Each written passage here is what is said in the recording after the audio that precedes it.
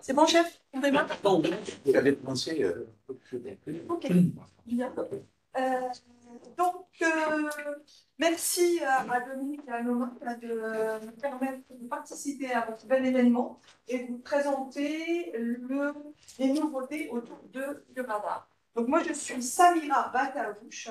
Je suis ingénieure avant-vente dans l'équipe IBM Sécurité. Et depuis l'année dernière, mais encore plus depuis le début de cette année, je travaille exclusivement avec nos partenaires et nos clients via nos partenaires. Donc, l'objectif de l'équipe à laquelle j'appartiens, c'est d'aider les partenaires dans les déploiements, d'aider à mieux connaître nos solutions, à se former et à les déployer dans les meilleures conditions chez nos clients. Parmi nos partenaires, on a des partenaires qui font de resell, donc qui revendent nos solutions, et puis des partenaires qui sont eux-mêmes utilisateurs et fournisseurs de services managés, de services de sécurité managés. Et ce qui fait que, contrairement à une idée reçue dans certains milieux, que Radar est utilisé par des grands comptes. On a des comptes en Europe et dans le monde, et même en France, à plus de 100 000 événements par seconde gérés, et puis des petits comptes qui ont 500 événements par seconde. Souvent, ces comptes-là, les grands ont parfois, même souvent, parfois c'est sous-traité, mais des socs en interne, et puis ce que j'appelle les petits comptes, qui n'ont pas forcément les ressources et les moyens de gérer leur sécurité en interne, eh bien, ils la sous-traitent à nos partenaires ou à nos équipes IBM en interne. Comme le disait Michael tout à l'heure, donc la Sécu chez IBM, je rencontre encore, à ma grande surprise, des fois des clients qui ne connaissent pas cette activité chez nous. Donc on est présent dans plus de 130 pays, c'est plus de 8000 personnes. Il y a eu 23 acquisitions pour étoffer donc, l'offre logicielle pour aider à sécuriser les systèmes d'information de nos clients. La sécurité, c'est une longue histoire chez IBM, parce qu'elle a démarré dans les années 70 avec RACF pour ce qui était gestion des identités et des autorisations sur le mainframe. Donc, on a une histoire autour de la sécurité qui est assez ancienne et on étoffe notre offre, soit par des développements en interne ou par des rachats comme on va le voir. Alors, Curadar, Guy avait cité Curadar dans le témoignage client. Nous, on aime bien changer les noms ou les réutiliser. Donc, jusqu'à avril 2023, quand on parlait de Curadar, forcément, on pensait à Curadar Sien. En fait, cette marque, qui est assez forte, puisqu'en fait, c'est une solution qui est déployée chez de nombreux clients ou fournisseurs de services managés en France, en Europe et dans le monde. Et c'est une marque assez forte, et donc en fait, on a souhaité la réutiliser et on parle de Curadar Suite. Je ne sais pas si parmi vous, certains ont entendu parler du Cloud Pak for Security. En fait, c'était il y a un peu plus de 2 ans. On avait introduit cette suite et on l'avait appelée Cloud Pak for Security. Et en fait, ça avait introduit de la confusion. En fait, IBM avait Cloud Pak for IDEA, Cloud Pak for Data, Cloud Pak for Security, etc. Et en fait, ça a introduit de la confusion parce que certains de nos clients pensaient que c'était plus pour le cloud, et donc ceux qui avaient beaucoup d'on-prem pensaient que c'était pas pour eux. Et donc en fait là maintenant on ne va plus parler. Donc si vous regardez dans la littérature, en fait c'est un peu les prémices de Curadar Suite, Cloud Pak for Security. Okay, aujourd'hui on parle de Curadar Suite. Et donc quand on parle de Curadar aujourd'hui, en fait il faut préciser de quel module on parle. Parce qu'en fait Curadar ça devient une marque pour toute la suite. Et à l'intérieur de cette suite, on va avoir Curadar EDR, Curadar Login Site, Curadar Sien, Curadar SOAR. Ici, ce qui est le plus à droite, Fidelity Access, je vais en parler, c'est pour pouvoir s'intégrer avec d'autres solutions du marché. Nous, on est très contents quand les clients n'achètent que des briques IBM, ça nous va très bien. Par contre, il y a une réalité chez certains de nos clients, il y a une histoire qui fait que l'EDR, ils ont déjà fait un choix qui est assez récent, ils ne veulent pas le remettre en cause. Ils ont déjà un puits de log et ils ne veulent pas forcément le remettre en cause. Donc du coup, l'idée, c'est de proposer une offre qui soit ouverte, qui puisse se connecter avec d'autres produits de concurrents. Alors évidemment, sur le slide, c'est pas exhaustive, hein, la liste n'est pas exhaustive, elle est plus étendue que ça. Ok. Et puis, je vais vous présenter brièvement, hein, aujourd'hui j'ai 30 minutes, l'idée avec Dominique, c'est que vous ayez entendu parler de ces solutions, et puis bien sûr on est là pour vous, pour vous aider à mieux comprendre l'intérêt dans votre contexte, à vous les présenter plus en détail avec des démos, etc. Là aujourd'hui, je vais juste vous expliquer un peu les différenciations de chacun des modules par rapport à la concurrence, et puis voilà, vous laissez réfléchir et on est là pour vous détailler n'importe lequel de ces modules. Voilà. Ok. Alors, cœur d'Artienne. Donc en fait, c'est le cœur autour duquel on a construit cette suite. Donc Cura d'Artienne, c'est depuis 13 ans dans le Gartner, on est en haut à droite, hein, je ne sais pas si vous visualisez les tableaux d'évaluation du Gartner. Donc on est bien placé, on est déployé, comme je le disais, chez des clients ou chez des partenaires fournisseurs de services. C'est une solution qui s'adapte, hein, qui peut gérer quelques centaines d'événements par seconde ou des centaines de milliers d'événements par seconde, puisqu'en fait on a une architecture qui peut s'étendre en fonction du besoin, sans avoir à tout réinstaller. C'est une solution sur laquelle les labs travaillent pour la faire évoluer, soit en termes d'intégration, en termes de parseur, pour pouvoir intégrer, parce qu'en fait, ça va être un peu le noyau d'un SOC, le CIEM. C'est lui qui va récupérer l'ensemble des événements qui vont provenir de diverses sources. Donc on a un DSM par exemple pour récupérer les événements d'audit, un IBMI, mais on a un DSM pour récupérer des événements qui vont provenir de l'AD, qui vont provenir d'un firewall, etc., etc. Donc on va en fait connecter et envoyer des événements à partir de sources diverses et variées. Donc les équipes travaillent à fournir une palette par défaut, donc une bibliothèque de parseurs fournis clé en main. Et puis, on travaille sur une bibliothèque de règles de corrélation qui soit aussi fournie clé en main. Puisqu'en fait, l'une des forces de Curada, c'est d'avoir un moteur de corrélation en temps réel. Donc, les événements arrivent, sont analysés, normalisés et vont directement vers le moteur de corrélation et qui fait passer l'événement par l'ensemble des règles de corrélation qui ont été activées. Et dès qu'il y en a une qui match, vous ferez une alerte ou une offense en disant attention, là j'ai un use case détecté, attention, potentiel problème. En plus du Gartner, là je cite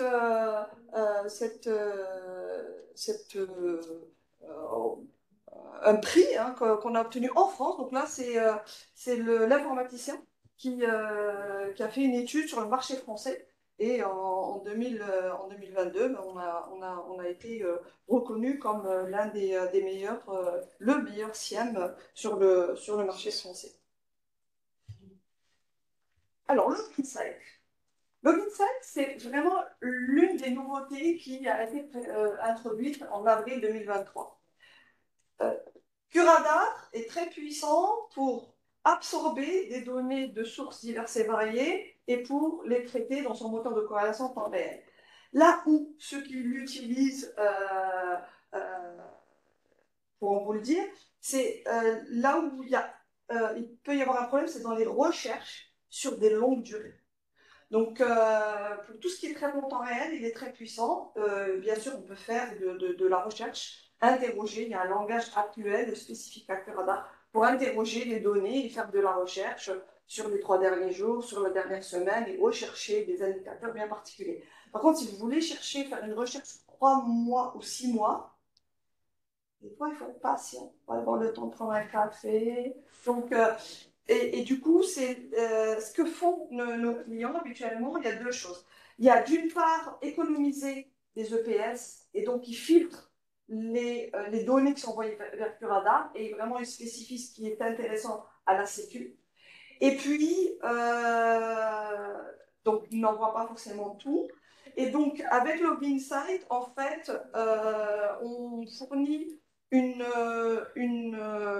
un puits de log qui va permettre d'offrir une solution d'archivage longue durée et de recherche. Vraiment, on a fait des tests, il y a des benchmarks qui ont été lancés par les labs, et là on peut faire des recherches sur des temps, des durées assez longues, avec des réponses en moins d'une seconde.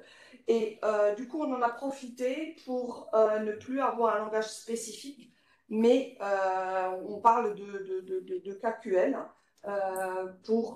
qui est un langage utilisé, par exemple, notamment, pas que, mais par Microsoft, pour avoir quelque chose de plus ouvert, de plus standard en termes de recherche et de partage des requêtes.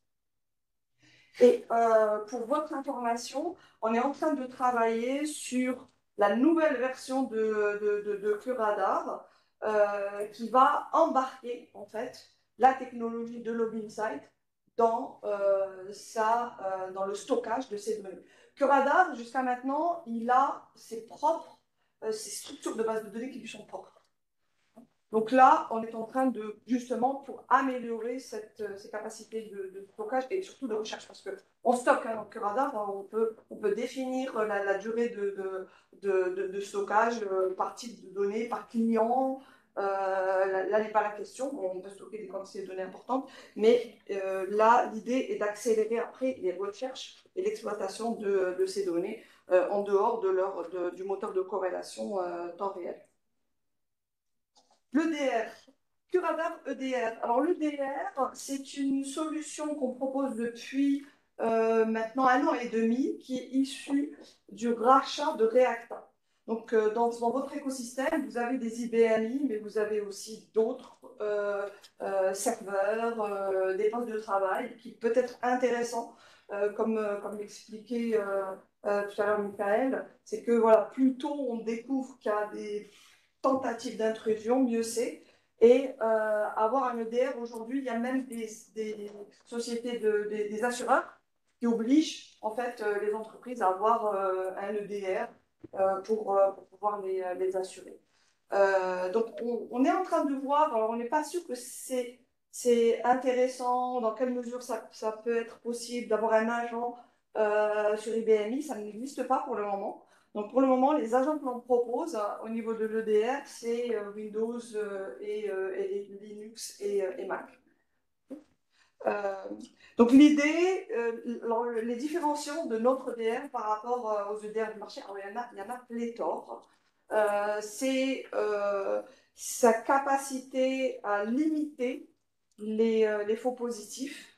On a fait partie du test de Mitre Attack en 2020, 2021, 2022, et on a toujours été parmi les meilleurs en nombre de faux positifs, donc il y en avait le moins, et puis en détection du scénario proposé par Mitre Attack de base sans configuration, sans customisation, sans configuration. Alors bien sûr, il est possible de customiser, de définir des policies, parce que dans un contexte donné, vous allez toujours en avoir, des choses spécifiques à adapter par rapport au contexte de votre client, mais vous allez en avoir moins que d'autres.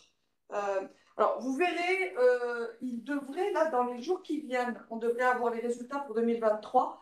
En fait, il faut juste faire attention, dans les évaluations Mitre Attack, on a parfois des concurrents qui disent j'ai été classé premier, puis il y en a un autre qui est classé premier, puis c'est un peu l'école des fans. En fait, ils ne classent pas. Mitre, ils donnent un scénario et puis ils indiquent comment chaque entreprise a répondu au scénario. Est-ce qu'ils ont détecté 100% de la kill chain ou pas? Et là où il faut regarder un peu dans le détail, c'est que parfois, ça a été détecté, mais ça a été détecté pas de façon automatique, mais via une requête, donc via du threat hunting, en fait. Mais pas de façon automatique, l'alerte a été remontée. Donc, il faut regarder un peu dans les lignes en petits caractères.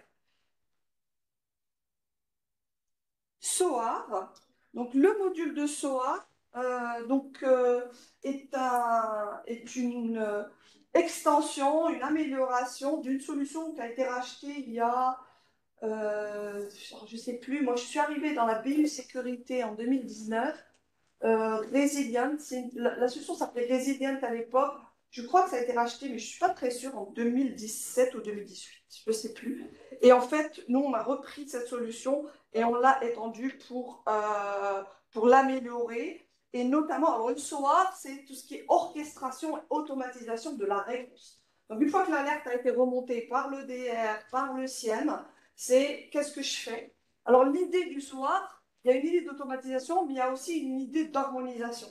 C'est que il y a beaucoup de turnover. Le métier d'analyste dans un SOC, ça peut être assez stressant.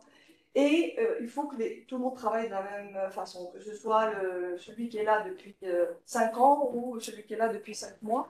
Et donc l'idée, c'est déjà d'harmoniser les pratiques, de savoir en fonction des types d'attaques ce qu'il faut faire. Et on évite les coups de fil, les communications par email, etc.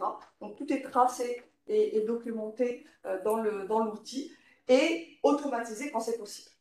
Donc quand c'est possible, on va automatiser. Et les améliorations qu'on a apportées, ce qu'on nous reprochait, je crois qu'il y a un an et demi, on nous disait oui, mais vous, par rapport à la concurrence, vous avez moins d'intégration. Alors là, le nombre d'intégrations, il a explosé parce qu'on a complètement changé, on a revu le moteur d'intégration pour intégrer le SOAR. Parce que le SOAR, en fait, souvent, il va devoir communiquer avec plein de solutions pour bloquer des machines ou pour envoyer des tickets vers de l'équipe Sécu, vers l'équipe IT, etc. Donc là, le nombre d'intégrations a vraiment été amélioré. On en a beaucoup plus parce que justement, on a travaillé sur le moteur d'intégration. Et puis, une critique qu'on nous faisait, c'est que pour définir les playbooks, ben, c'était efficace, c'était complet, mais c'était un peu complexe. Il y avait différents types d'objets qu'il fallait définir et puis relier l'ensemble. Et là, on a un éditeur de playbook qui permet vraiment de façon beaucoup plus simple et lisible de définir les playbooks, les tâches et d'indiquer celles qui sont automatiques et celles qui sont manuelles. Parce que tout à 100% puisse être automatisé, ça peut être assez difficile, mais au moins que ce soit harmonisé et qu'on sache, qu'on puisse tracer ce qui a été fait et que les personnes qui doivent agir soient alertées. Il y a aussi une chose qui est très particulière à notre solution de SOAR, c'est on a une équipe qui travaille aux États-Unis sur les réglementations mondiales. Donc, ils ont des personnes qui sont sur les 5 continents pour faire de la gestion de brèches. C'est quand vous avez une suspicion de brèche de données, de fuite de données, que vous ayez en tête les réglementations, vos devoirs en fonction de la réglementation à laquelle vous êtes assujetti, suivant que vous soyez un service financier ou pas, ou de santé ou pas. En Europe, typiquement, bah, vous avez la réglementation RGPD, donc il y a une deadline qu'il faut respecter pour avertir les gens dont les données ont fuité, pour avertir les autorités, etc. Et donc là, en fait, ça vous génère automatiquement les tâches à faire en cas de fuite de données. Donc ça, c'est vraiment, à ma connaissance, je suis en train de tromper, unique. UAX. Alors, qu'est-ce que c'est que cette bête-là? Donc, vous voyez que c'est transversal aux 4 briques. En fait, l'UAX, c'est la console. On a voulu que cette Curadar Suite soit un ensemble de modules, mais chapeauté par une console unique qui va permettre de faciliter le travail de l'analyse. Donc, UAX pour Unified Analyst Experience. Donc, l'idée, c'est de simplifier. Et pour simplifier, on a intégré des fonctionnalités comme une aide à l'investigation avec ce qu'on appelle le Threat Investigator, des recommandations d'action. Donc, quand on a en plus les actions de votre playbook, hein, avec via l'IA embarquée des recommandations d'action, et puis de la recherche fédérée. Donc, la capacité de s'intégrer avec d'autres sources de données que des données qui viennent de solutions IBM, c'est-à-dire autres que notre DR et notre Log Insight ou Curadar. Donc, s'il y a d'autres puits de log ou d'autres sources de données, on va pouvoir s'intégrer et exploiter les données qui proviennent de ces sources. Et puis, oui. Et quand on s'intègre, les EPS, enfin les events per seconde, oui. Ils sont calculés ou... Ah non, donc, non, ceux-là, ils sont pas gérés donc, par là. donc, si j'ai un Splunk ou un oui.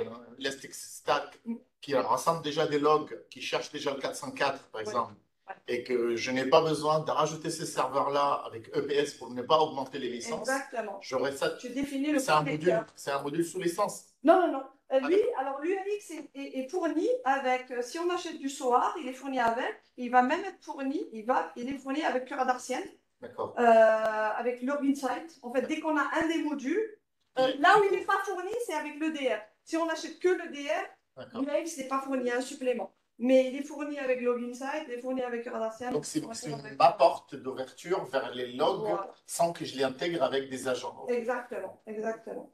Et d'ailleurs, on avait eu un premier contact, et puis pour diverses raisons, on n'a pas pu avancer avant notre rencontre d'aujourd'hui. Mais avec l'AMIS et l'équipe de Dominique, on est en train de réfléchir sur Strict, par exemple. Comment on pourrait l'intégrer? En fait, il y a 3 façons de faire. Et on va voir quels sont les pour et les contre pour chacune. Parce qu'on pourrait soit envoyer les logs vers Log Insight, ou plutôt vers Curadar, ou définir un connecteur avec voilà, une base vers laquelle Strict enverrait ces informations. Donc là, on a prévu tout à l'heure, justement, on discutait de commencer à se parler un peu plus régulièrement pour avancer sur le sujet, et dès qu'on aura les idées bien claires, on pourra vous soumettre des conclusions. On a aussi donc la possibilité de se connecter avec des sources externes, et puis on a l'intégration. Et ici, j'ai mon intégration avec ma source de threat intelligence X-Force. Eh bien, on a la possibilité de s'intégrer. Donc là, c'est inclus avec les licences de l'un des modules, mais on va aussi avoir la possibilité de s'intégrer avec d'autres sources de threat intel.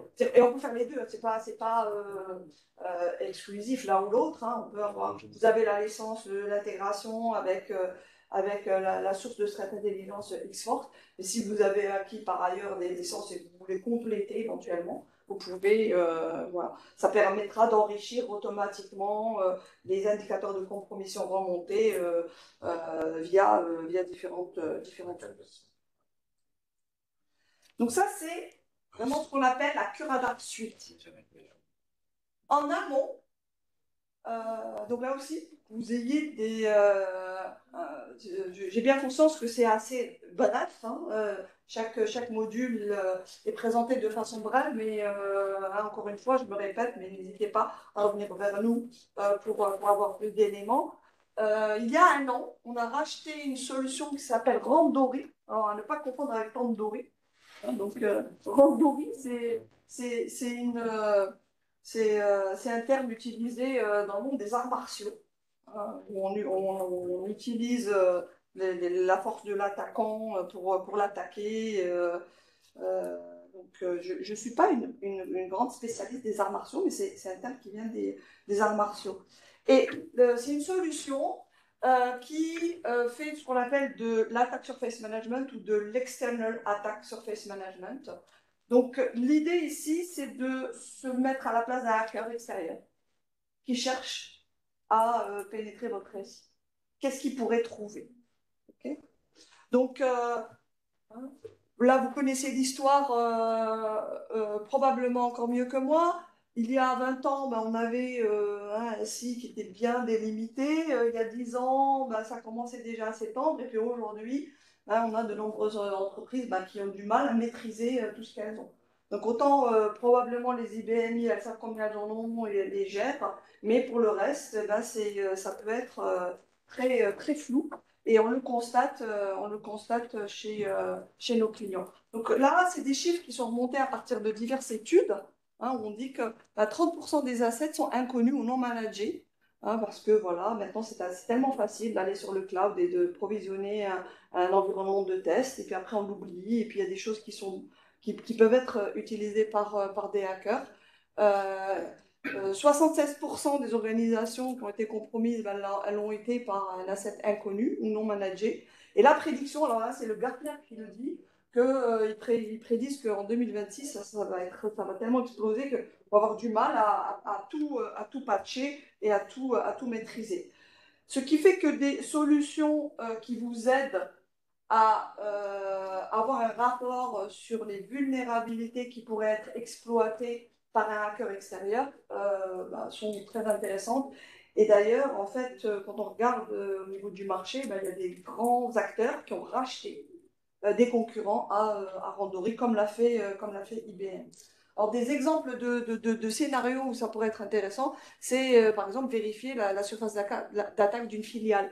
Donc, suite à une fusion, une acquisition, on les connaît, nous, on se dit, bon, on maîtrise peut-être, ou probablement, mais ce qu'on rachète, dans quel état ils sont, on ne le sait pas. Et donc ça peut être intéressant. Ça peut être aussi intéressant de garder le contrôle de la surface d'attaque pendant un projet de move to cloud, qui n'est pas forcément... on ne migre pas tout, mais une partie.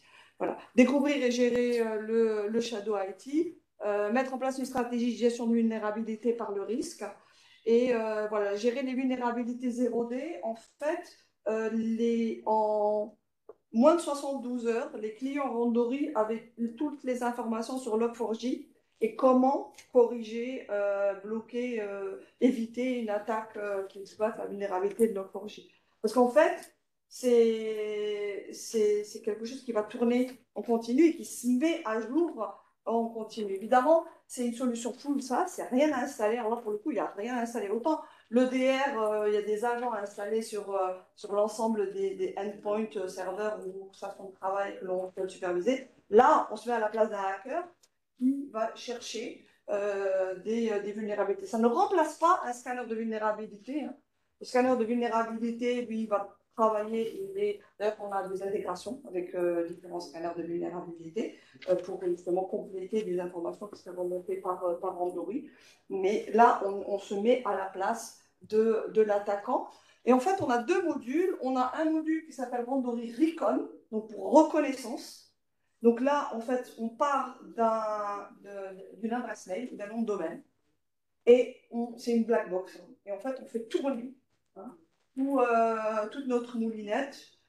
Pour les tests, pour valider l'intérêt de Randori, en fait, c'est assez simple. On demande l'autorisation du client. On ne le fait jamais sans l'autorisation du client, même si c'est indétectable. En fait, c'est pas quelque chose qui va saturer le SI, les services. Donc, mais on demande l'autorisation et puis au bout d'un mois, on sort un rapport et la deuxième partie, donc on n'est pas obligé d'avoir les deux, on peut prendre que Randori Recon. Et Randori Attack, là, c'est pour du red teaming. En fait, une fois qu'on a reconnu, et on va valider que ça peut vraiment bien être exploité, et on lance des procédures d'attaque, là aussi avec l'accord du client. Je vois l'heure qui passe. Donc voilà, à partir d'un nom de domaine, on va lancer des tas de recherches. On exploite aussi le dark web pour voilà, compléter et mieux détecter les vulnérabilités. Donc en fait, le rapport, là j'ai quelques copies d'écran pour vous montrer à quoi ça peut ressembler. En fait, ça vous donne un rapport et ça tourne en continu avec des cibles et avec des priorités. Dans des priorités basses, moyennes ou élevées, qui sont basées sur ce qu'on appelle un facteur d'attractivité, d'attraction, hein, de tentation. Parce qu'en fait, parfois, on a des vulnérabilités, mais en fait, qui ne vont pas forcément intéresser des hackers. Et puis, on en a d'autres qui vont être beaucoup plus tentantes parce que l'impact va être plus important, parce que ça va être plus facile à exploiter, parce que c'est déjà bien documenté et les informations sont échangées entre les hackers. Donc ça donne un rapport et puis ça vous donne des guidance, hein, des conseils sur comment limiter et corriger votre vulnérabilité. Voilà. Donc le scoring, voilà, il est basé sur 6 points qui sont l'applicabilité, la criticité, l'énumérabilité, c'est-à-dire le détail d'informations que le hacker a pu détecter, et puis l'exploitabilité et la post-exploitabilité. Donc, est-ce que si jamais il exploite cette faille, est-ce qu'il peut aller beaucoup plus loin ou pas? Il reste des niveaux et récupération. Voilà. Est-ce que c'est les complémentaires avec les ISPO? En fait, alors c'est une excellente question. En fait, ils ont rejoint les équipes Randori, forcément, c'est X-Force. L'équipe X-Force. Hein, c'est les yeux de plus. C'est fort. D'ailleurs, c'était un hacker, l'un des créateurs de la boîte. Hein. Ah ouais. Ça, c'est Randori. Juste pour terminer, c'est une solution. Alors là, c'est full ça, c'est mon premier point. Le DR et le reste, ça a été annoncé au mois d'avril. Le DR, c'était annoncé plus tôt, suite au rachat il y a 1 an et demi. Mais au mois d'avril, donc, on a annoncé que le Radar Suite, à part que le Radar SIEM, qui lui est disponible en mode SaaS et en mode on-prem, le reste était disponible en mode SaaS. Et là, à partir du trimestre prochain, on va avoir la possibilité d'avoir un mode on-prem. Jusqu'à maintenant, c'était... Voilà, oui, tout à fait. Donc, il faut compter pour 2024, on aura aussi le choix entre SaaS ou on-prem, et ça va être on-prem sur cluster OpenShift, obligatoirement. Voilà. Petite question, Sarah. Oui. Pour des clients ou des MSP qui ont déjà le radar, oui, et qu'ils souhaitent bénéficier d'une partie des suites mais ils veulent garder quand même l'on-premise. Est-ce que c'est possible? C'est-à-dire que je garde mon QRadar SIEM local et je rajoute le Federated Access, par exemple. Oui. Je la rajoute et je travaille avec, ou je suis obligé de tout prendre? Oui. Non, on peut prendre juste un module, hein, si on veut. Et on a une gestion, avec l'UAX, on a une gestion des cases. On n'a pas le SOA, parce que si on veut vraiment avoir un SOA, c'est le module SOA qu'il faut. Mais avec l'UAX, en fait, on a un noyau on a une gestion de case avec le threat investigator et la recherche fédérée. D'accord. Voilà, mais on là, les je dois acheter des licences pour prendre le UAX, là parce que, a priori, il est fourni avec la suite pour le SIEM. Mais moi, j'ai que le SIEM. Oui. Faudrait qu'on regarde. Faudrait qu'on regarde avec Mathilde. Et rajouter des licences ou pas. Voilà. C'est pas pour éviter d'acheter des licences, c'est juste pour comprendre. Oui. Parce que le budget est fini, donc je la rajoute. Voilà, c'est très bien, merci. Merci. Merci.